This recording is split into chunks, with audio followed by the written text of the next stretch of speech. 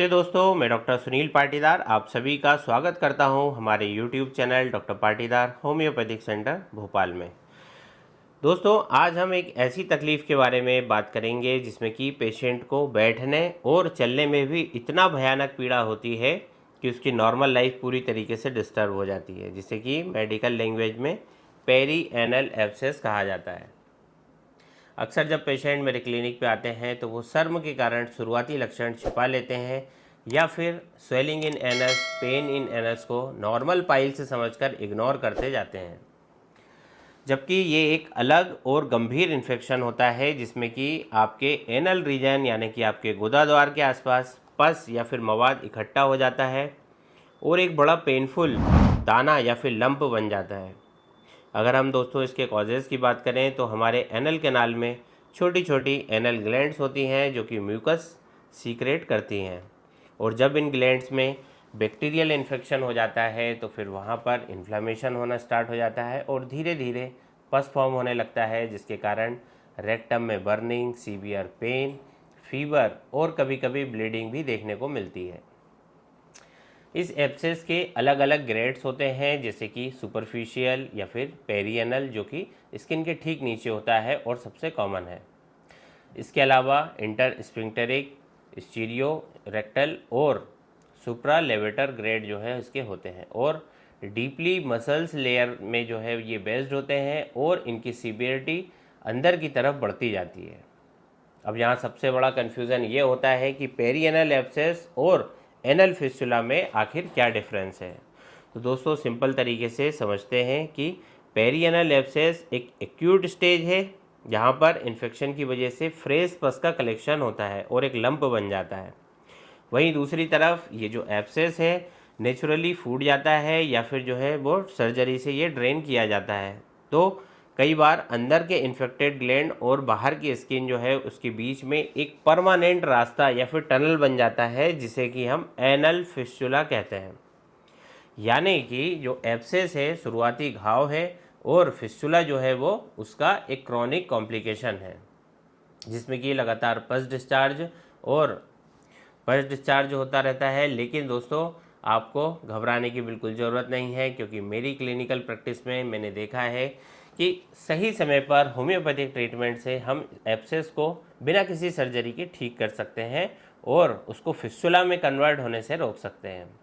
आज मैं आपसे अपने एक्सपीरियंस के बेस्ड पर वो clinical result oriented medicine for perianal abscess share करूंगा जो कि मेरे क्लिनिक में सबसे ज़्यादा प्रिस्क्राइब की जाती है और जिसके रिज़ल्ट आउटस्टैंडिंग है। सबसे पहली और सबसे मजबूत दवा है इसके लिए, वो है हिपरसल्फ 30। जब पेशेंट को बीमारी की शुरुआत में ही इतना एक्सट्रीम पेन होता है कि वो उस जगह को छूने तक ना दे, वहाँ पर बहुत तेज़ थ्रोम्बिंग पेन या फिर तपकन जैसा दर्द हो, पेशेंट को ठंड लग रही हो और ज़रा सा भी कपड़ा टच होने पर उसे करंट जैसा दर्द महसूस होता हो, तब हिपरसल्फ हम लोग यूज़ करते हैं। और क्योंकि ये मेडिसिन इन्फ्लेमेशन को तेज़ी से कम करती है और पस बनने के प्रोसेस को शुरुआत में ही रोकने की ताकत रखती है, ये दवा इन्फेक्शन को आगे बढ़ने से कम्प्लीटली रोक देती है। दोस्तों दूसरी सबसे मुख्य दवा होम्योपैथी में फॉर पेरिएनल एब्सेस है,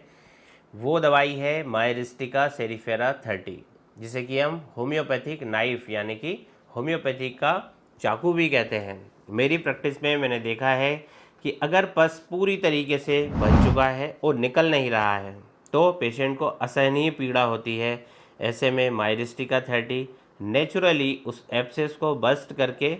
और पस को बाहर निकालने में मदद करता है, इन्फेक्शन को जल्दी से ये बाहर निकाल देता है और बिना किसी सर्जिकल ब्लेड के ये उस केसेस में मैजिक की तरह कार्य करती है जहाँ पर पेशेंट सर्जरी से बचना चाहते हैं। इसके बाद तीसरी सबसे इम्पोर्टेंट मेडिसिन आती है साइलीशिया 30, जिसका कि क्लिनिकल रोल तब सबसे बड़ा हो जाता है जब एब्सेस जो है वो फूट चुका हो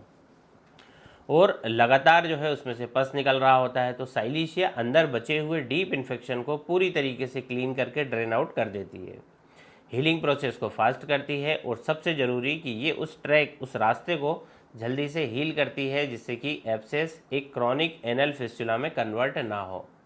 साथ ही साथ ये घाव को अंदर से भरने का काम भी बखूबी तरीके से करती है और टिश्यू को रिपेयर करती है।